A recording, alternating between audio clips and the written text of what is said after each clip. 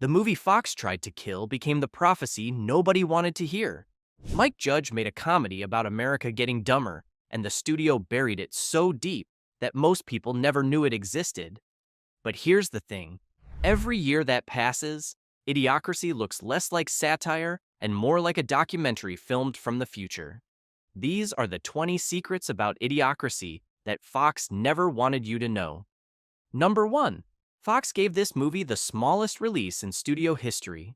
When Idiocracy opened on September 1st, 2006, it played in just 130 theaters across 7 cities. No newspaper ads, no TV commercials, not even a poster in the lobby when it opened in Los Angeles. The film's own cinematographer, Tim Surstedt, couldn't believe it when he went looking for an ad in the paper and found nothing. Production designer Darren Guilford called it the first time Fox ever released a movie with zero advertising. Think about that for a second.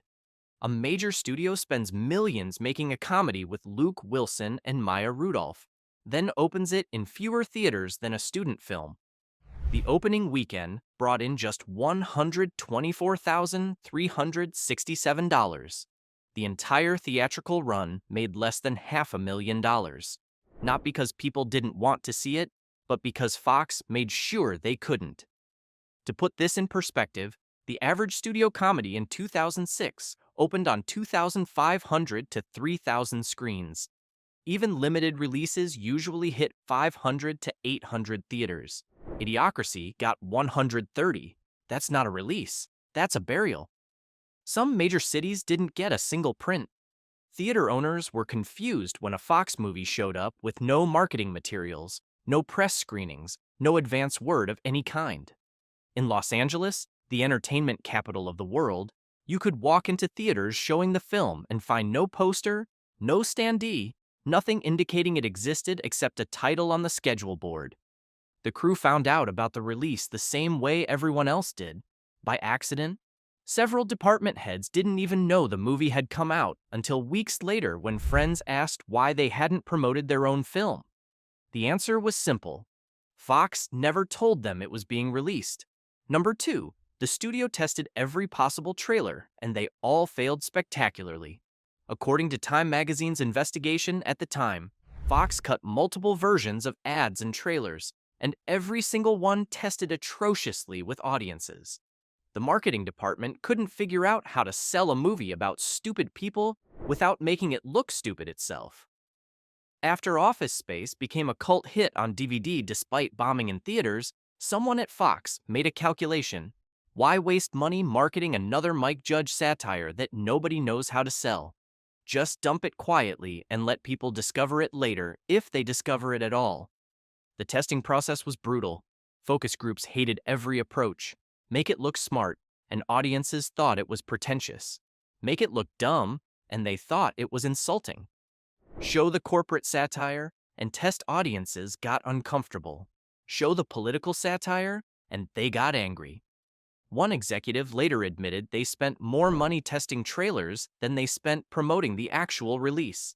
The fundamental problem was that Idiocracy was a mirror, and nobody wanted to look into it. But there was another reason Fox got nervous, and it had to do with the brands Mike Judge was roasting in the film. The legal department started sweating when they saw the final cut, and that sweat turned into panic when they realized how many Fortune 500 companies were being directly mocked. Number 3, they shot the entire future of America in Texas for pocket change. Even though the story takes place in Washington, D.C., Judge filmed almost everything in and around Austin, Texas. They took over the old Austin airport that had been shut down when the new one opened and turned it into the White House of 2505. The Bob Bullock Texas State History Museum became the Museum of Fart. Austin Studios provided the massive warehouse spaces they needed to build their corporate dystopia. The old airport was perfect for their needs. Massive empty spaces that could become anything. The terminal became government buildings. The hangars became Costco. The runways became the wasteland of future America. They had so little money that they couldn't afford to dress more than small sections at a time. So they'd shoot one angle, move all the set dressing, and shoot another angle. What looks like a massive world on screen was actually the same few hundred square feet redressed over and over again.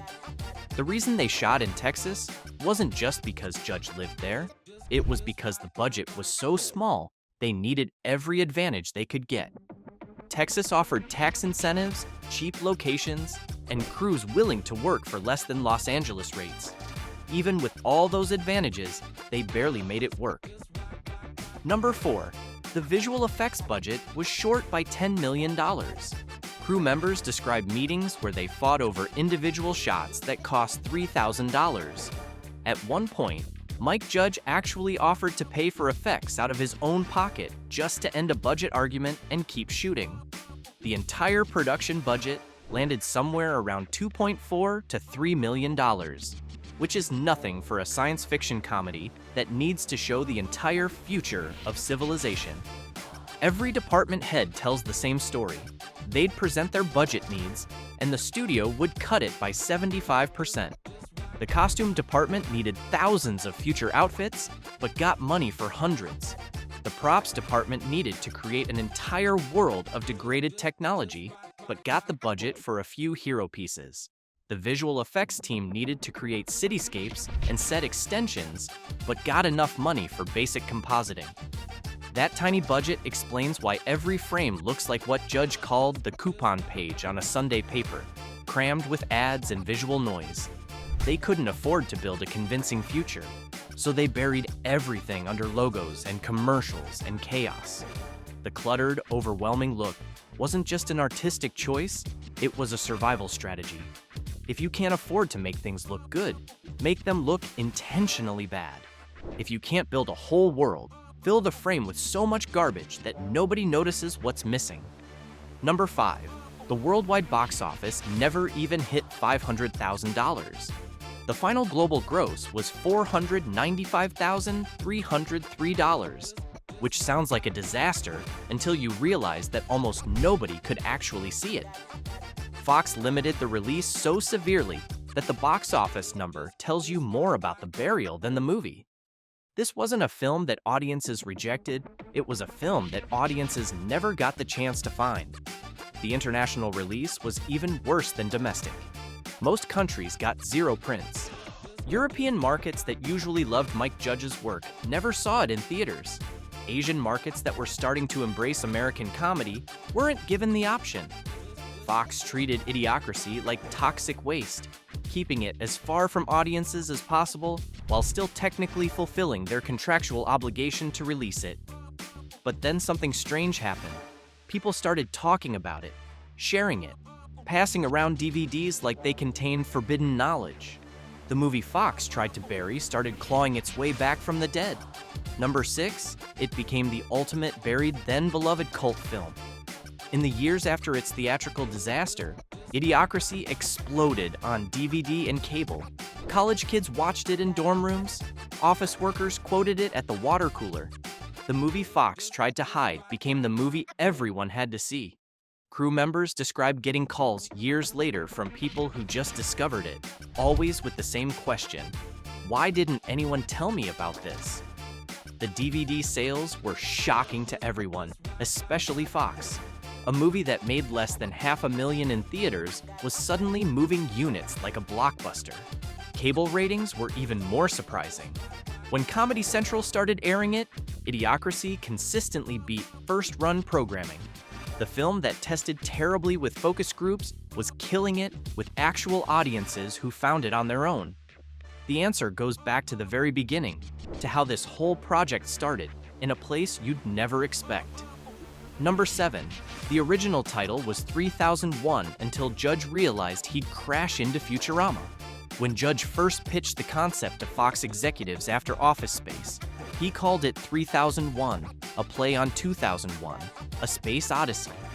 Then someone reminded him that Futurama was set in the year 3000, and he didn't want to step on Matt Groening's timeline. So he went back to the drawing board and came up with Idiocracy, which the studio hated but couldn't think of anything better. The title fight went on for months. Fox suggested alternatives like the United States of America, which Judge liked, but marketing hated. They tried dumbing down too on the nose. They tried the smartest man in the world too long.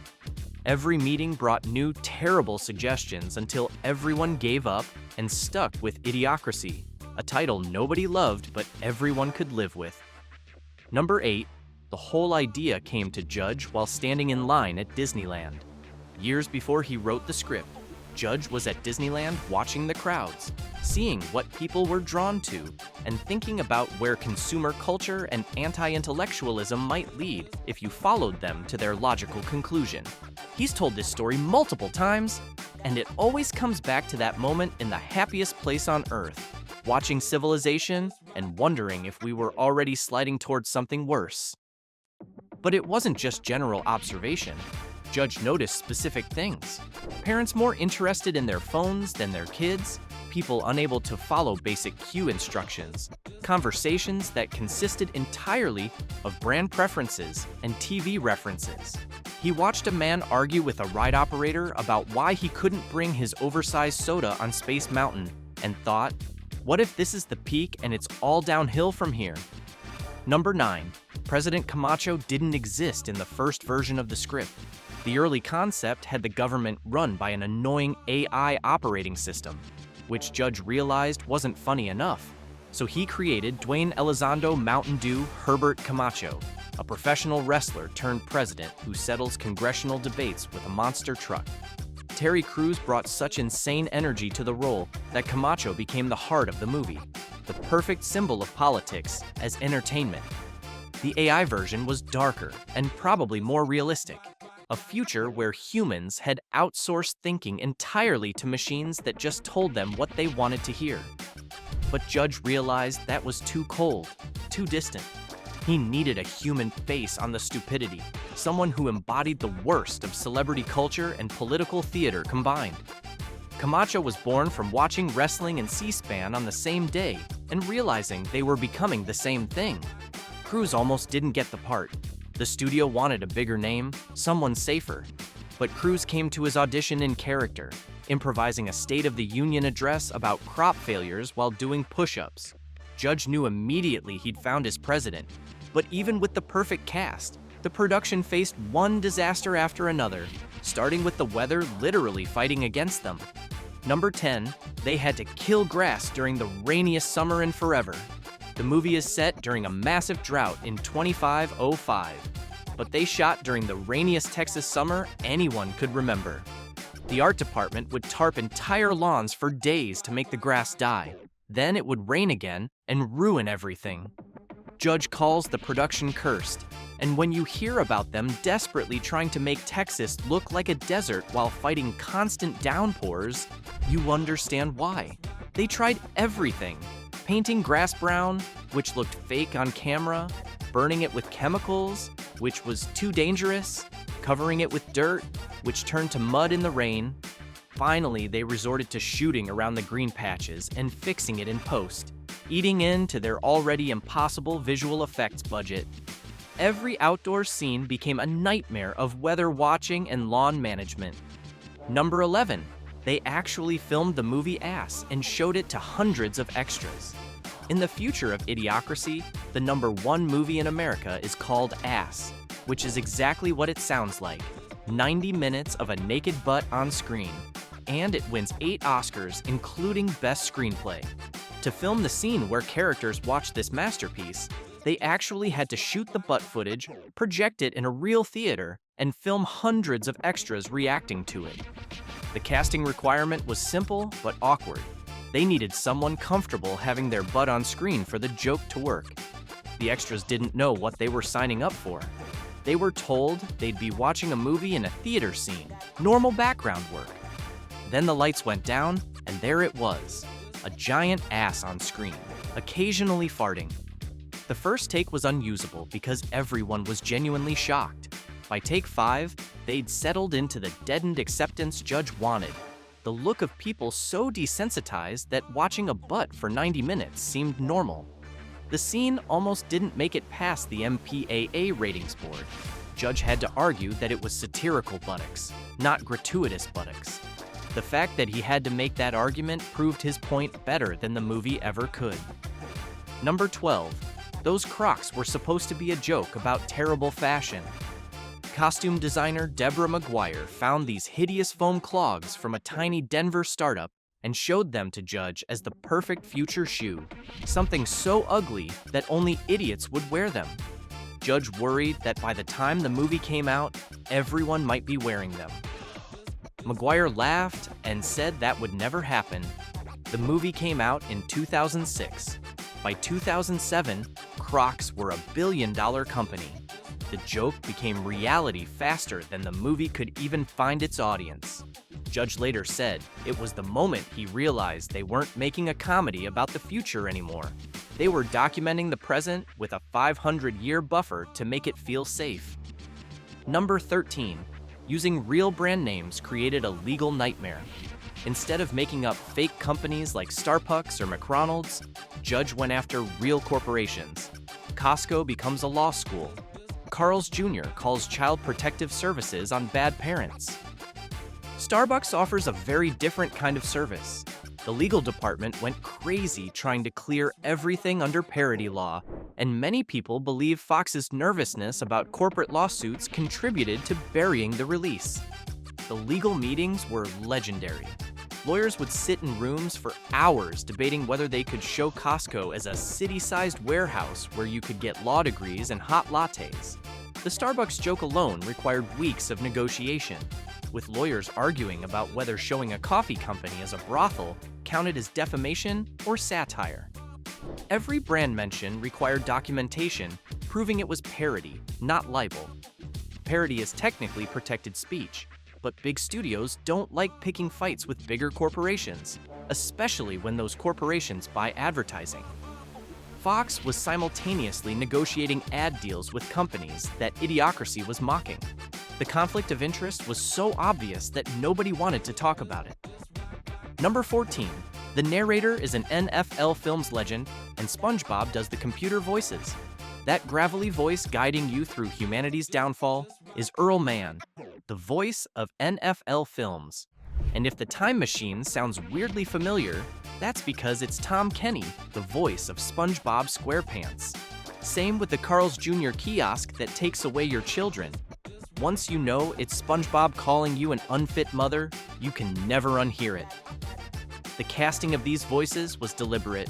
Judge wanted familiar voices in unfamiliar contexts. The comfort of childhood cartoons and sports documentaries twisted into nightmare fuel.